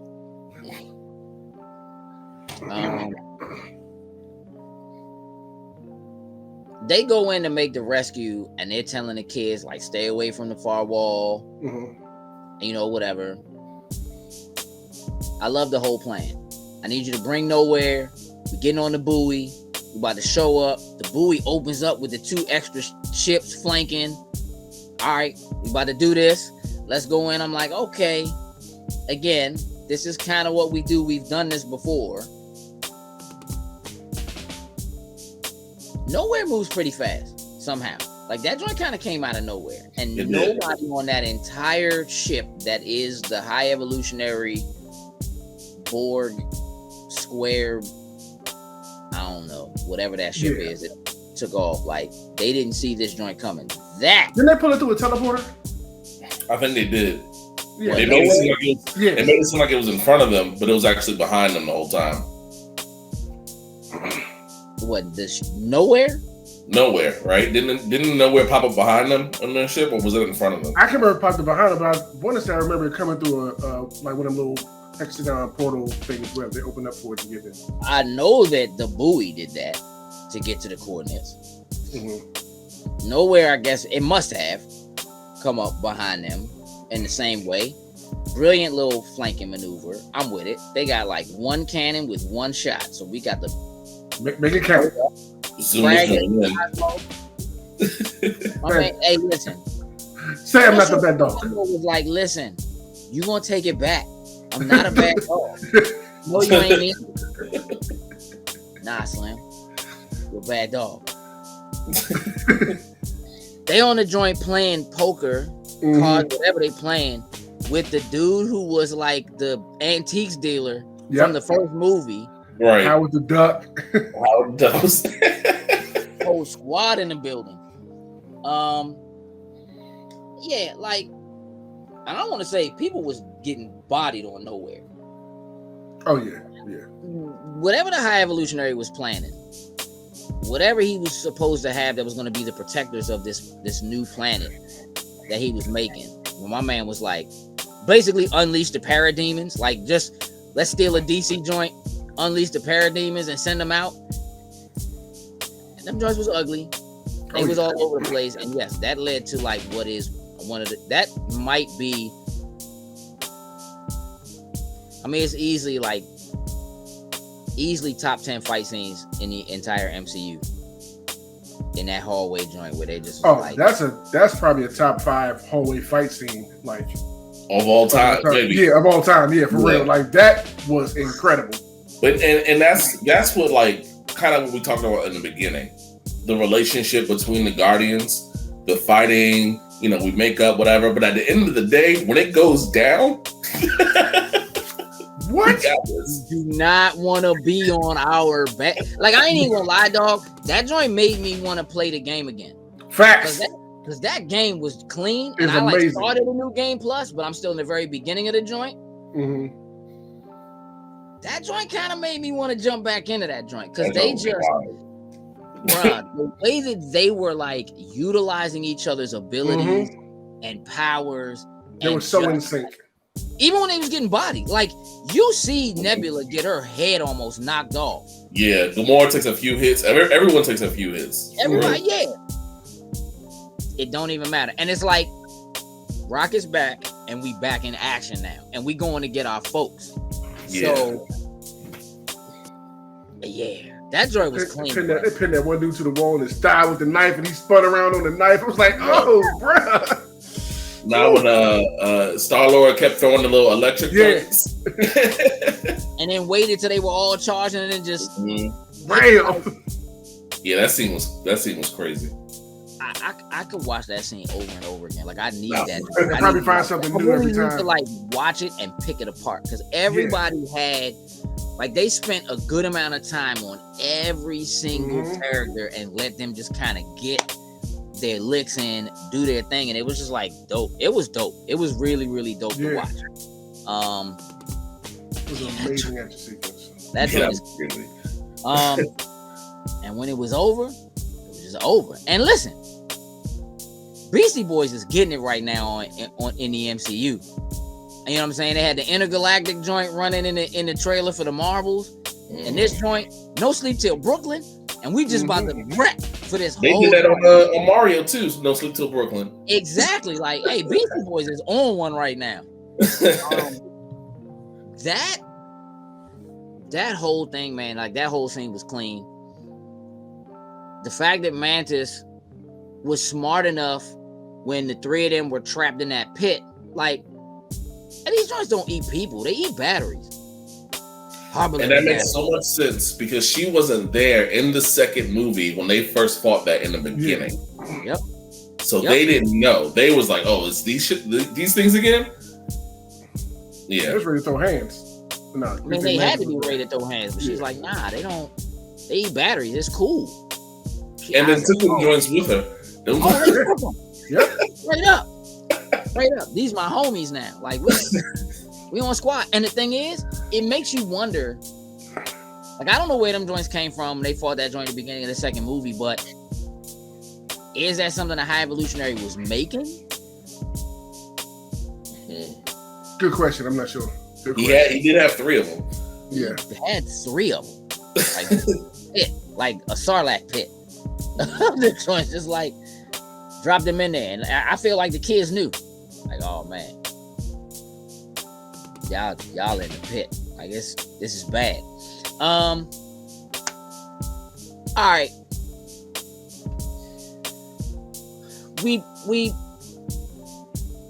We have our battle at the end, right? High Evolutionary is down. We're trying to, like, we get out. High Evolutionary is down. Even for real, that first moment of like, we saved them, let's go. Gamora's like, come on, we got them, we gotta go. They're like, nah, I'm not leaving. We gotta get all these kids out of here. We gotta get all. She like, hey dog, what are y'all doing? Right. All we gotta do is leave. Like, nah, we're not leaving without all of them. All right, well, you can leave. I'm not leaving. And so when all of them just kind of turn and make their way back, like it's about to go down, and she just kind of rolls her eyes. Yeah, like okay, fine. I have to. Yeah, she knows she wanted to. Yeah. You know what I mean? Like, you know you wanted to.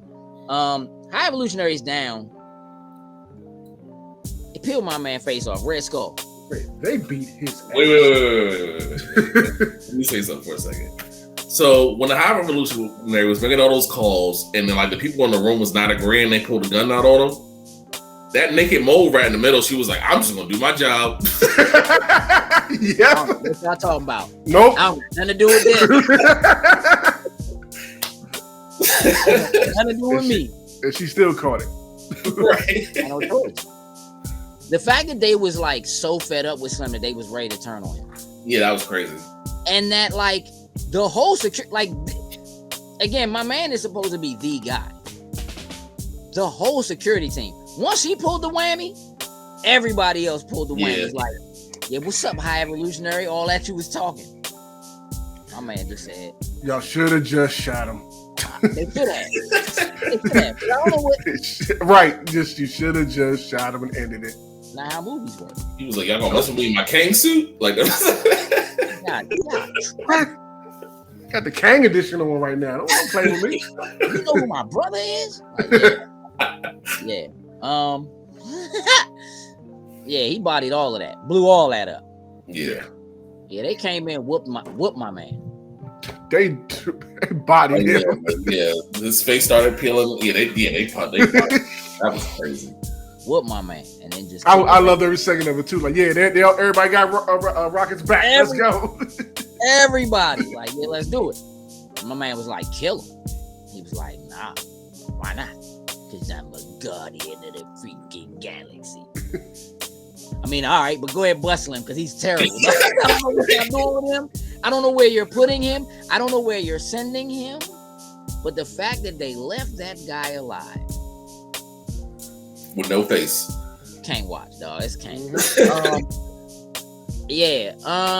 I like the fact that Rocket had to go back to get the animals too. No I doubt. like that too. Like we have to I do love it. that. It was almost the same as the first scene, but they all ran away. But they all came to Rocket, recognizing him obviously as a raccoon. Whether he right. really Well, he again reads for the first time that he actually is a raccoon. Mm-hmm. Yeah. Like here's the thing. Obviously, all of those animals came from Earth. Like they're all like it's a walrus and a bunt and a rabbit, and you know what I mean. Like they came from Earth, which is also a thing between I think Quill and Rocket, because it's like, hey, dog, you're clearly a raccoon. Yeah, right. You come from you're from my planet. They've been calling him everything other than raccoon, right? But when he dies, quote unquote, and is there, she says to him, nah, you can't stay. You got to go back, you silly raccoon, or something like that. She calls him raccoon. And he says, when he comes back, I'm not a rat. And then he ends up back in his body. And then he goes and he sees. Yeah, so Ancestry.com. Yeah. Whole time, bro. Rocket raccoon. Like, but the question right, is, how long ago was that? My man said, I visited your planet once before, which I'm going to assume was in the 80s, around the same time that Peter got kidnapped, because this counter Earth looks like around that time period, America suburbs, right? Yeah. Whether they're dressed, the clothes, the pictures and stuff on the wall, it all looks like 80s. The decor, it's from around that. The cars, all that stuff is all right. And when Rocket escaped, he was pretty much a full adult at that time. No, you don't think so? No. Not when he escaped from back in the day. Nah. But like, where the babies come from? Where the baby raccoons come from? Where did all of them animals come from? How has he been keeping them joints alive and still that they're babies or whatever? He just making them reproduce whole time. So like, are those raccoons part of Rocket's lineage? Are they actually related to Rocket? Could be. Unless he has somebody go back to Earth every now and then to pick up, new experiments. Yeah, but he said I visited once. Well, I'm saying that he may have sent people to, go give me some of these raccoons. Go give me like 3 elephants or whatever, They had all the animals go to the nowhere ship, and that monkey messed up that girl's face and was yeah, they just had outbreak on nowhere now. You're right. If I'm a high evolutionary, right? I have been back to Earth consistently, just snatching raccoons. Like, Earth don't even have raccoons no more, because the only joint I have ever seen that could do what I needed was to hell with everything else. I'm just going and snatching raccoons from everywhere, and I'm just doing all kinds of experiments on them joints. Everything else I don't care about. You know what I'm saying? If you think about it, like, there are no raccoons. There's bat people that are on this planet. There's octopus people, cockroach people. I didn't see any raccoon people. You're right. Nah. You're right. Nah. I would be like, yo, we need to put. And I don't understand. I look, there is something about the fact that he is specifically attempting, at least with what he's doing now, to take what they consider lower life forms and force their evolution, right? Ones that can't think or don't have, critical thinking skills or something like that. Because it's not like he's doing it with humans and trying to build a planet that has humans on it or something like that. It's like he wants to have something that maybe he feels like he can still have some level of control over or something like that. Nonetheless, as we wrap this up, come back together, and Peter says, I think this is it for me. I'm out, right? And Rock is like, so all this was for nothing? Like, what do you mean? Right? Man is like, me too. I'm out. I got it. I've been with y'all, but this all I've ever done is serve ego and now basically serve y'all, and I don't know who I am or what I want or what I want to do. So I need to go figure out who I am, right? That made more sense to me than when I originally saw it. Because at first I was like, Peter's accent makes sense to me, but I was like Mantis, but I was like okay, I guess, because you're right, she doesn't really know anything for real. No. So it makes sense. Drax is like, you can't go. You going, I'm going. She like, nah.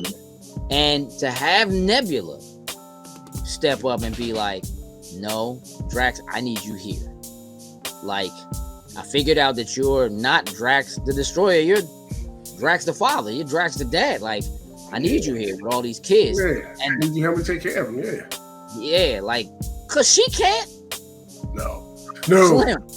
No. Do not leave her in charge. It makes sense for her too, for her to say that, I want to create a life, a world that I've never had. Yep. She clearly sees stuff like that that's been out there, but she's never had the time to create it. And now she literally has everything she needs to. Yep. Yeah, so she'll do it in nowhere. Yep. I mean, what's interesting to me is that what Nebula saw in Drax on the High Evolutionary ship were the things that she never got from her father. And was like, I need that here. Like, I don't know how to parent. And for all of what it is that he is, all the things he can do, all the destruction that he has or whatever, like, the thing that you're actually really good at is that. Like, that. And I need that. And my man turning over the reins to Rocket and just being like, Rocket, they gave him the Ravager salute. You know what I'm saying? It was almost like, oof, oof. It was almost like that. Like, they gave him the Ravager salute. My man's like, all right, I guess this is it. This is me. So we're gonna play some music. You know what I mean? And also in that moment of them passing the torch down to Rocket, we had Groot actually say some words besides "I am Groot." Oh yeah, I love you guys. Yeah, I love you guys. Yeah, which is cool. Here's the thing. I don't think that's true. So right before that happens, Gamora's standing on the thing overlooking like how we've seen him before. Groot walks up to her and says, I am Groot. And she has a thing go off in her head because she actually understood what he said. Like, she's been with him long enough now. Like, she was complaining about the whole time. I see what you're saying, yeah. She understood what he said. I think he said, I am Groot. We now as an audience could now know what he's saying. Yeah, that's what I think actually happened. I think it's that because they don't look surprised when he says it, so to speak. Yeah. You know what I mean? They just react to the fact that he says, I love you guys. We reacted in the theater because he said something else, but I think that's what it's supposed to be. I think that it's like now we as an audience have been with them long enough, just like Gamora was with him long enough, that now, because at first, remember, Peter couldn't understand what he was saying when the first movie happens, whatever. But like by the time the second one happens, he completely understands him. He's correcting him when he says stuff he's not supposed to be saying. Hey man, watch your mouth, whatever. So it's like over time. I think you're dead on. Same thing happened with like Thor could understand him anyway. But he spoke his language. Yeah, I think that over time, that's what happened. And I think that's actually what's really special. I'm glad you brought that up. I think that's what's actually really special about that moment is that, it's not that he said something different. We've been with him long enough that now we understand him as well. We can now understand him. I think you're 100% correct on that. Yeah. That makes it. Yeah, that makes it even more cool. It does though, doesn't it? Like it's like, all right, we in it. Like we heard him say, "We are Groot," but we heard the old one say, "We are Groot." Mm-hmm. Yeah. In the first one, Kaiju. I do. Yeah. I wish he'd have brought that back at the end during the fight. That would be dope. Speaking of Groot, after credits. Hey, dog, let's talk about King Groot, bruh. Hey, Groot on swamp, bro. Yeah, Slim. He is huge now. you man will look a little scary. Yeah. Like first they just thought they was sitting on a rock or something. Then Groot just get up. I'm like, whoa, bro. Like, Yeah. what are they feeding you? Is that what we doing? What are you feeding this tree? Yeah. Feeding them good, I know that. So we have Rocket, Groot, Nebula. Wait. As far as the new Guardians? Yeah. Yeah, that Nebula wasn't there. Yeah, Nebula wasn't there. Rocket, Groot, Cosmo. Cosmo, yes. Adam Lila, the little girl. And homie with the arrow. And Kraglin. Yes. And Kraglin. Yes. All right. Let's talk about this little girl for a second. Yeah, because I saw the powers and I was like, what is this? What's happening? I know she's somebody in Marvel Comics. I do know that, but I don't. She's the daughter of Marvel. Like the person that trained Captain Marvel, and Captain Marvel got her powers from. Okay. Now, I don't know how that makes sense right now for where they found her and where she don't look like no Kree to me. Yeah. Nope, she does not. She has that name, and as a character, she was Captain Marvel at one point in the comics. She did join the Guardians. So, okay. They use the same name, but, maybe they'll never tie that back to actual Marvelers. But they could. You know what I mean? In some way. Not even depends on if we even see her again. Who knows? This is the second smaller child they kind of put at the end of the credits, too. Like Thor Love and Thunder. That little, yeah. And then, yeah, but she's like Infinity or whatever. Like, that's a whole other thing. Yeah. But again, at some point, we have to take things that are in this movie and tie them to the rest of the MCU, and this is where we need to make some of those strings come together. So, obviously, the Guardians are still active. We don't really know what that means going further because apparently this is the last Guardians movie. But we also see Peter go back home, meet his grandfather, who immediately recognizes him. Good for him. Touching moment. Dope. And then they say Star-Lord will return. Now that was surprising to me. Was it? It was. I didn't think that Chris Pratt or Peter, I didn't think he was going to come back for another movie. I thought this was just kind of it for him, to be honest. We know that was it for Batista. Yeah. We're going to follow James Gunn to wherever James Gunn goes. I think... All right, look, he's on Earth now. So this is our connective tissue to me. Yep. He's on Earth now. Yep. He's where the Avengers are. I'm going to throw something out here. I had this discussion with my youngest daughter after we got home after watching the movie. And help me because I didn't go back and do the homework I should have done. At the end of Far From Home. Far From Home, okay. When Doctor Strange does the spell with Peter,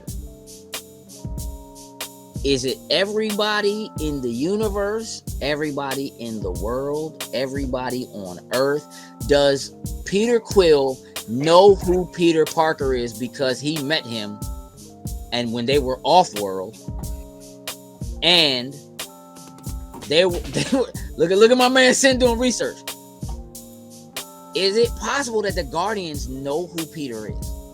Now, from what I remember from the movie, he says anyone who has ever known Peter Parker will not, remember you. Even though they did mess that up in Doctor Strange 2, but still. I'm trying to just see, because again, he's on Earth now. And I don't know where on Earth technically he is. Like, I don't know where Peter lives. They may have given us that somewhere in one of the other joints. But the fact that he's on Earth, where Ant-Man is and all this stuff is happening, and the Avengers don't really exist anymore, but like all this stuff with Ms. Marvel is happening, and all this stuff with mutants apparently is happening, and we have Secret Invasion happening, and we have Secret War coming. Yeah. The fact that he's on Earth and then they said he will return. It's like, okay, well, the Guardians are off doing what the Guardians do and acting to see what it is, and they never do another Guardians movie.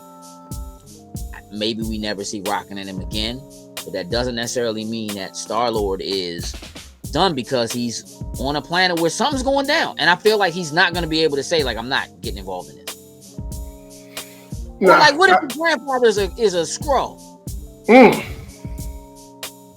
Could be when it comes to Skrulls. I think we see Star-Lord again in the Avengers. That's what I'm saying. Yeah, I think that's the next time he pops up. Maybe in an after credit scene before something like that, but I think as far as film wise, it'll be Avengers when we see him again. Yeah, or at least whatever the next space cosmic movie is, not necessarily maybe the Marvels or something, but something related to that, related to him, would pop up at an end credit scene. Possibly, I don't know. With the Eternals? I mean, there's a Celestial on Earth. Frozen in the water. Yeah. Mm-hmm. This man is tied to that energy. There is supposed to be something very special about Peter and Peter's DNA that allowed for the fact that when Ego slept with his mother, that he was the only person of all these children that Ego created that could handle the power of the stone. Yeah. So there is something special about him. Maybe he's a mutant. Maybe his mother, you know what I'm saying? There is something about his DNA that does make him different. That's at least the way they've built it up. Now, I'm going to be a little upset if they make Star-Lord a mutant, but... He said anybody who knows you or loves you will forget about you. All right, so he definitely don't love him. But he knows him, so... He definitely met him. So yeah, so now, I guess that ties in. He didn't... Maybe he got an introduction, I guess. I just imagine... They got to go back to Infinity War. You know what I'm saying? Like, but either way, he's on Earth now. Yeah. And I think that's how he comes back, and he's tied because, Secret War is definitely a thing that's happening. So maybe Captain America 4, I mean, it's possible. It's possible. I kind of, for some reason, I look at Captain America 4, this somewhat like Civil War in my mind. I don't know. I mean, it's called New World Order, right? So I think that there's going to be things that are tied. I mean, obviously, with Secret Invasion coming, who knows what that really means? Because, again, we just don't know who's been replaced. We don't know who's who. You know what I mean? And at what points it happens. We got to see how these before we even get to that, see what happens in these next movies and shows to even kind of even paint the picture of what New World Order is going to look like. Yeah, Secret Invasion is next month, right? In June, if I'm not mistaken. Yeah. It's gonna be tricky. It's gonna be pretty crazy.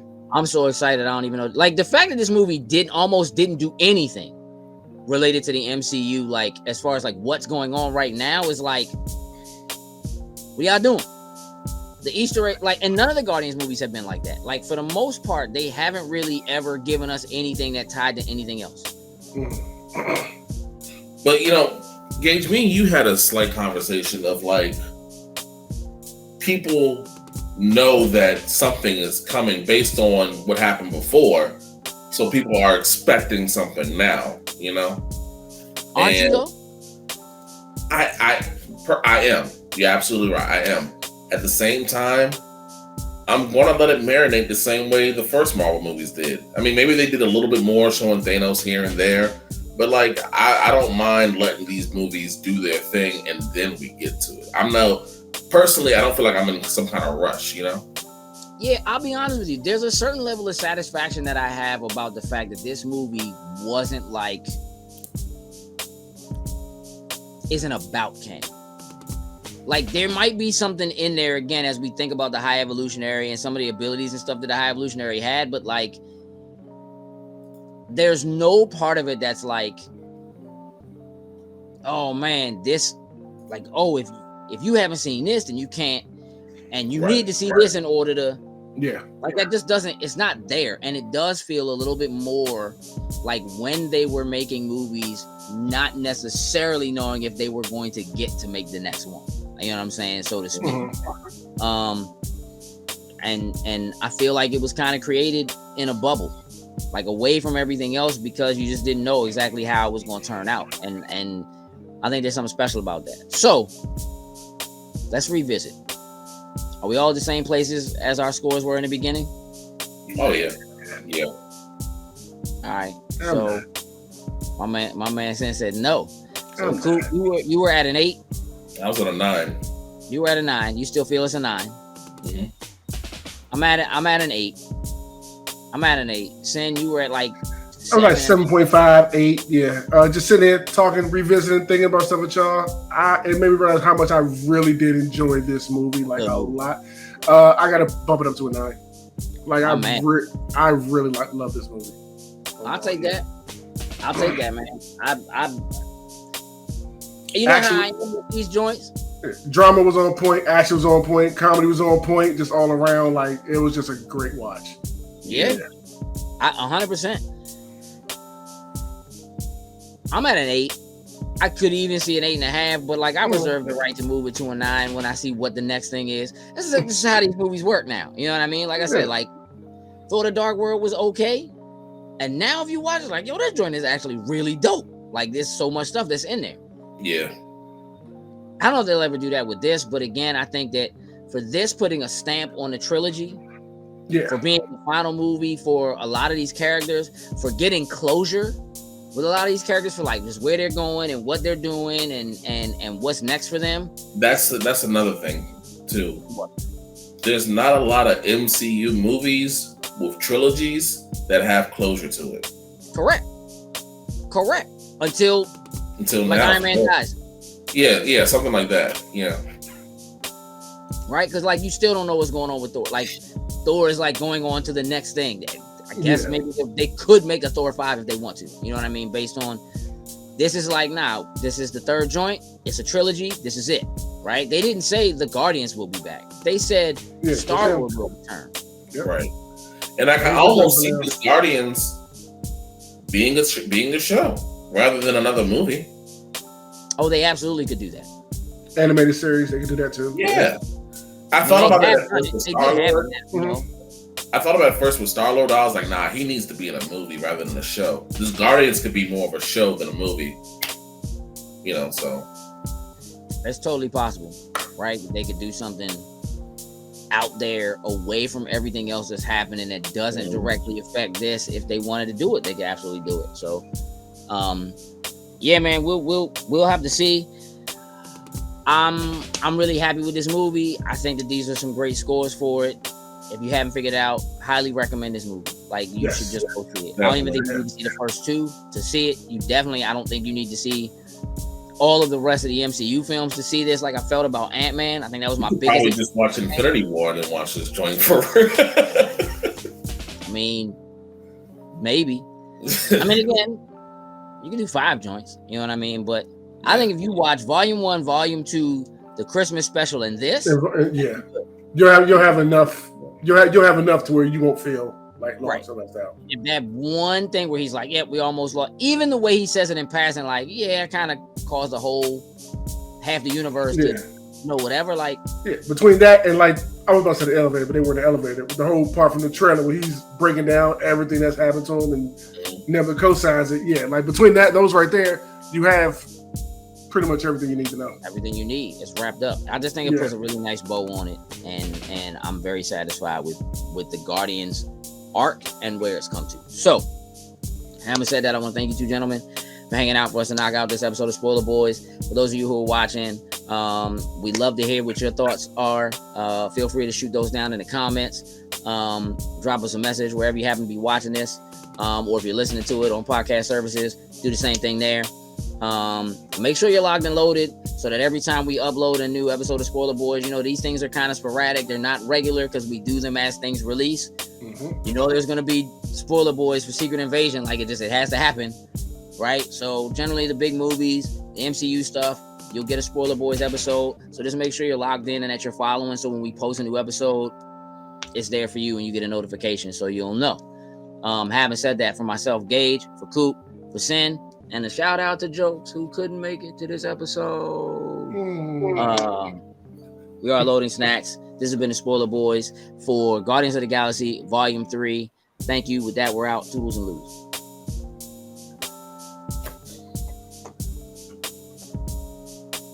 Loading Snacks